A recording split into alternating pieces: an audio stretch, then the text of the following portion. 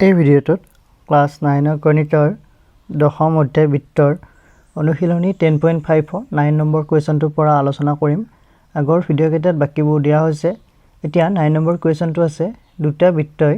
দুটা বিন্দু বি আৰু চিত কটাকটি কৰিছে। বিৰ মাজেৰে দুডাল ৰেখাখণ্ড ABD আৰু PBQ টনা হ'ল যাতে ইহঁতে A, D আৰু P, Q বিন্দুত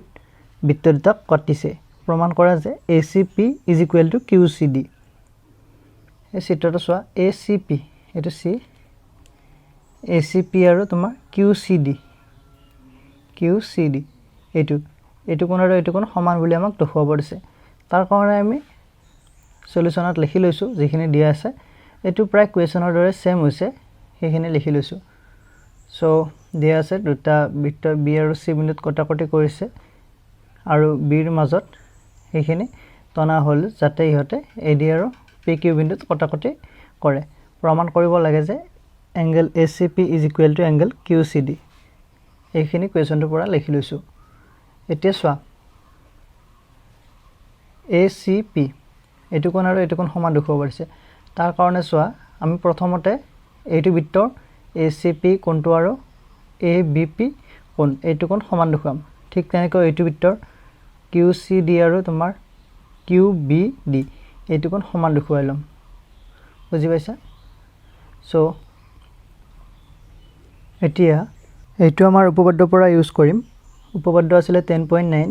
যে একে বৃত্তাংশত অৱস্থিত কোণবোৰ সমান। হেতু পৰা এতিয়া একে বৃত্তাংশত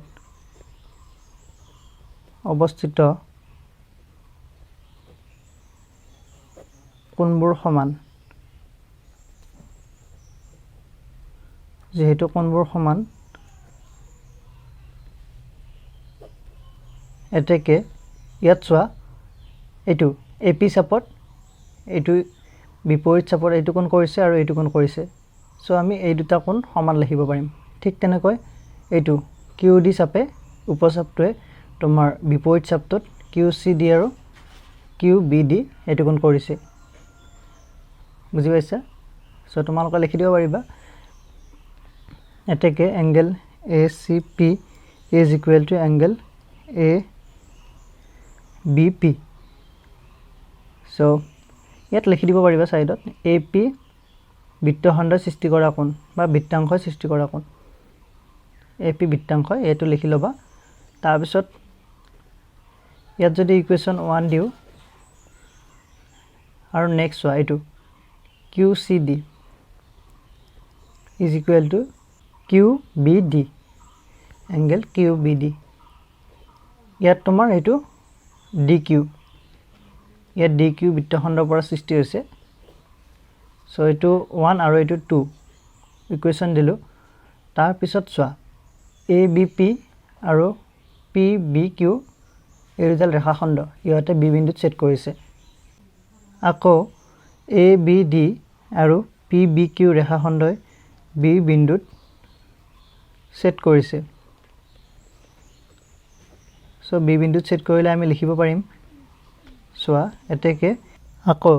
তোমাৰ ABP এটো কোণ আৰু QBD এটো কোণ এই দুটা কোণ বিপৰীত ভাবে আছে। সো এটো আৰু এটো বিপৰীত কোণ হ'ব সমান হ'ব। সো মই লিখি দিছো এতেকে angle ABP is equal to angle QBD। ইয়াত লিখি দিবা সাইডত বিপৰীত কোণ। এতিয়া চোৱা ইকুৱেশ্যন 1 ইকুৱেশ্যন 2 ইকুৱেশ্যন 3 ACP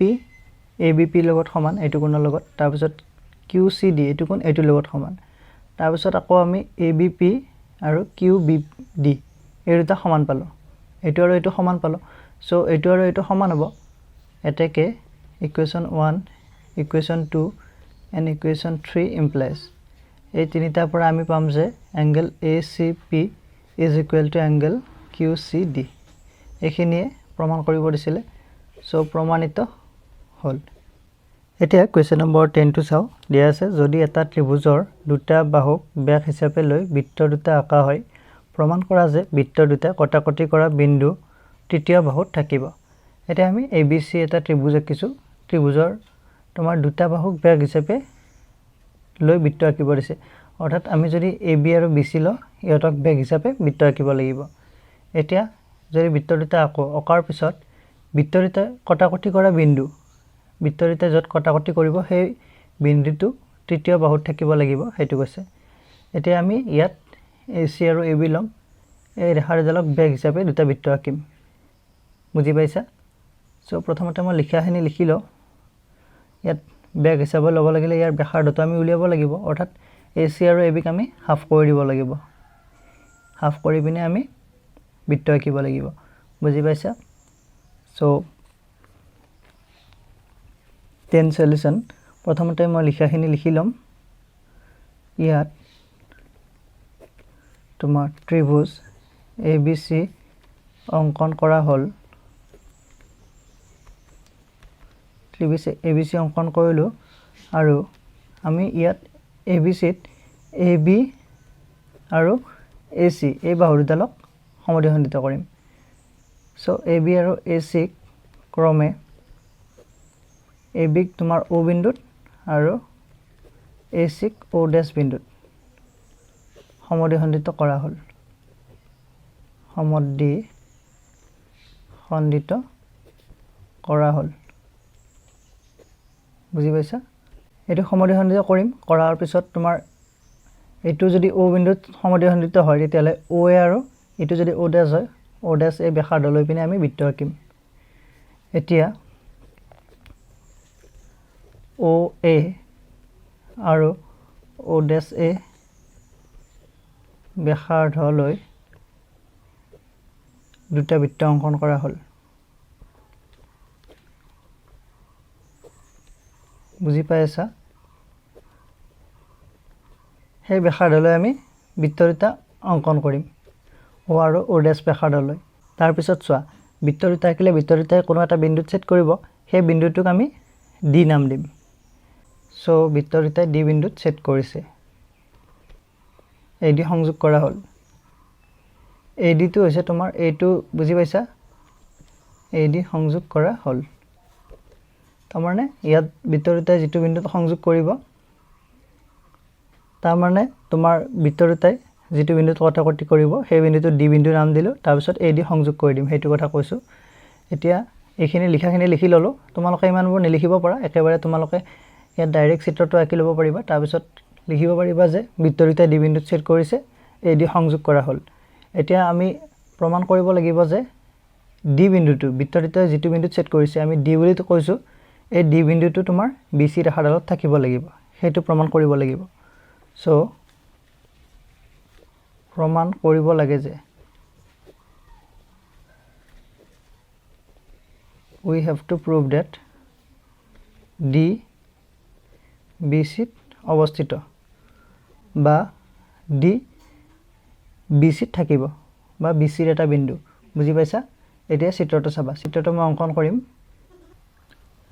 এতিয়া প্ৰথমতে মই এটো দেখুৱাই লও তোমাৰ AB আৰু AC সমদ্বিখণ্ডিত কৰিম সমদ্বিখণ্ডিত কৰাৰ বাবে মই জাস্ট সিম্পলি কৰি দিছো এটো চোৱা মই ইয়াত আধাতকৈ বেছি ব্যাসাৰ্ধ ল'ব লাগিব তোমালোকে যদি সমদ্বিখণ্ডিত কৰিব নিবিচাৰা তেতিয়ালে ইয়াৰটো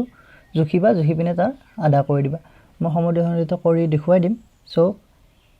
এটা আধাতকৈ বেছি ব্যাসাৰ্ধ লৈ পিনে এনেকৈ এটা চাপ দি লবা ইফালে দিবা আৰু এইফালে দিবা দুই পিনে চাপ এটা দিবা তাৰ পিছত ঠিক তেনেকৈ তাৰ বিপৰীত প্ৰান্তৰ পৰা দিবা এনেকৈ চাপ এনেকৈ দুটা চাপ দিবা মই আগতে দি লৈছো জাস্ট দেখুৱাই আছো ঠিক তেনেকৈ মই দুইডাল ৰেখাতে এটো চাপটো দি লৈছো তাৰ পিছত তোমালোকে স্কেল ব্যৱহাৰ কৰি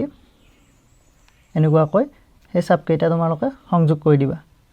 গোটে সংযোগ কৰি দিলে লেতেৰা হৈ যাব চিত্ৰটো যেহেতু মই সৰুকৈ আঁকিছো সেই কাৰণে মই একেবাৰে তোমাৰ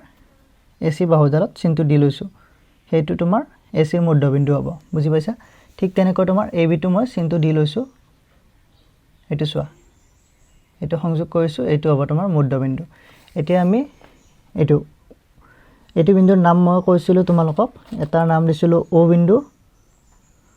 তাৰ পিছত আৰু এটা নাম দিছিলো O ড্যাশ এতিয়া আমি O ড্যাশ A এটো O ড্যাশ A ব্যাসাৰ্ধ লম ব্যাসাৰ্ধ লৈ পিনে এটা বৃত্ত আঁকিম চোৱা এটো O ড্যাশ A ব্যাসাৰ্ধ ললো লৈ পিনে বৃত্ত আঁকিব লাগিব এটা আৰু চিত্ৰবিলাক লৰিব নিদিবা তোমালোকে লৰিলে তোমালোকৰ হয়তো চিত্ৰটো বেয়া হৈ যাব আৰু নিমিলিব পাৰে সো এনেকুৱাকৈ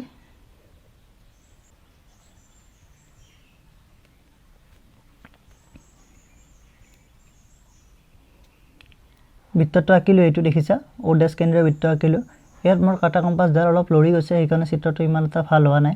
তোমালোকে ডাঙৰকৈ আঁকিবা তাৰ পিছত ইয়াত এবাৰ ও ড্যাশ এ বেখাৰডাল লৈছো লৈ পিনে আৰু এটা বৃত্ত আঁকিম ইয়াত দেখিছা এনেকুৱাকৈ আৰু এটা বৃত্ত আঁকিলো এইটো ইয়াত দেখিছা এইটো বৃত্ত আঁকিলো ইয়াত এইটো বৃত্ত আঁকাৰ পিছত মোৰ হয়তো সেটটো তোমাৰ BC ৰেখাত কৰা নাছিলে ইয়াত অলপ তললৈ নামি গৈছে কাৰণ মোৰ চিত্ৰটো অলপ লৰফৰ হৈছে সো তোমালোকে হেতু লৰিব নিদিবা কাটা কম্পাছডাল কিন্তু একচুয়ালি চিত্ৰটো যেটো বিন্দু আছে হেতু ইয়াতে হ'ব সো মই ইয়াতে দি দিলো বুজি পাইছা কি ক'বলৈ গৈছো সো এইটো তোমাৰ ডি বিন্দু নাম দিছো এতিয়া আমি AD সংযোগ কৰি দিছো মই হাতেৰে কৰি দিলো এইটো AD সংযোগ কৰিলো বুজি পাইছা সো এতিয়া চোৱা এইটো কোণ 90 ডিগ্ৰী হ'ব তোমাৰ আৰু এইটো কোণ 90 ডিগ্ৰী হ'ব কাৰণ এডাল বেখ হলে তোমাৰ অৰ্ধবৃত্ত হৈ গল অৰ্ধবৃত্তই সমকোণ সৃষ্টি কৰে সো ইয়াত 90 ডিগ্ৰী হ'ব ইয়াতো 90 ডিগ্ৰী হ'ব সো আমি লিখি দিও সেইটো এতিয়া অৰ্ধবৃত্তত অৱস্থিত কোণবোৰ সমকোণ উপপাদ্যটো লিখি দিও অৰ্ধবৃত্তত অৱস্থিত কোণবোৰ সমকোণ হোৱাৰ বাবে তোমাৰ এইটো 90 ডিগ্ৰী হ'ব সো আমি লিখিব পাৰিম এতেকে angle ADB is equal to 90 degree ঠিক তেনেকৈ তোমাৰ ADC is equal to 90 degree বুজি পাইছা ADB এইটো কোণ আৰু ADC এইটো কোণ দুটা 90 ডিগ্ৰী হ'ব ইয়াত কেৱল তোমাৰ ও কেন্দ্ৰীয় বৃত্ত ইয়াত ও ড্যাশ কেন্দ্ৰীয় বৃত্ত বুজি পাইছা সো ইয়াত লিখি দিবা ADB হলে তোমাৰ কোণটো এইটো কোণ হলে তোমাৰ AB হ'ব বেখ সো AB বেখ তেনেকৈ লিখি দিবা আৰু ও কেন্দ্ৰীয় বৃত্ত তেনেকুৱাকৈ নেদিলেও হ'ব AB বেখ দিলে হৈ যাব আৰু ইয়াত তোমাৰ ADC 90 ডিগ্ৰী হলে ইয়াত হ'ব AC বেখ সো AC বেখ বুজি পাইছা সো তোমালোকে এইখিনি পালা ইয়াত যদি ইকুৱেশ্যন 1 দিও আৰু ইয়াত 2 দিও এতিয়া 1 and 2 কৰি দিও এতেকে 1 + 2 implies 1 আৰু 2 যোগ কৰিলে চাবা ADB plus angle ADC is equal to 90 degree plus 90 degree অৰ্থাৎ 180 ডিগ্ৰী হ'ব এতিয়া চিত্ৰটো চোৱা ADB এইটো কোণ আৰু ADC এইটো কোণ এতিয়া এইটো কোণত তোমাৰ যোগ কৰি দিলে BDC কোণটো পাই যাম angle BDC is equal to এইটো হ'ব তোমাৰ 180 ডিগ্ৰী 90 plus 90 BDC 180 ডিগ্ৰী ইয়াৰ অৰ্থ কি 180 ডিগ্ৰী হোৱা মানে সৰল কোণ হ'ব সৰল কোণ মানে তোমাৰ সৰল ৰেখা হ'ব লাগিব তেতিয়াহে 180 ডিগ্ৰী কোণ হ'ব নহলে 180 ডিগ্ৰী হ'ব নোৱাৰে বুজি পাইছা সো এটা লিখি দিবা এতেকে BDC এডাল সৰল ৰেখা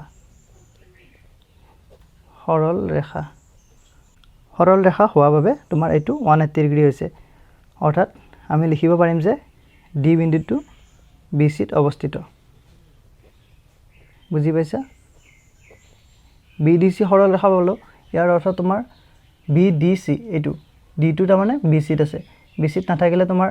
আমি নাপালো হয় যে BDC সৰল ৰেখা বুজি পাইছা সেইখিনি ইয়াত আৰু বিশেষ তেনেকুৱাকৈ বুজাব লগা নাই সো প্ৰমাণিত হল এইখিনি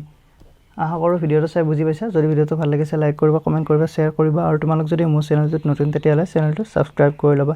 আৰু লগতে তোমালোক যদি ফেসবুক ইউজ কৰা তেতিয়ালে ফেসবুকত আসামিজ এডুকেশ্যন পেজটো ফলো কৰি লবা থ্যাংক ইউ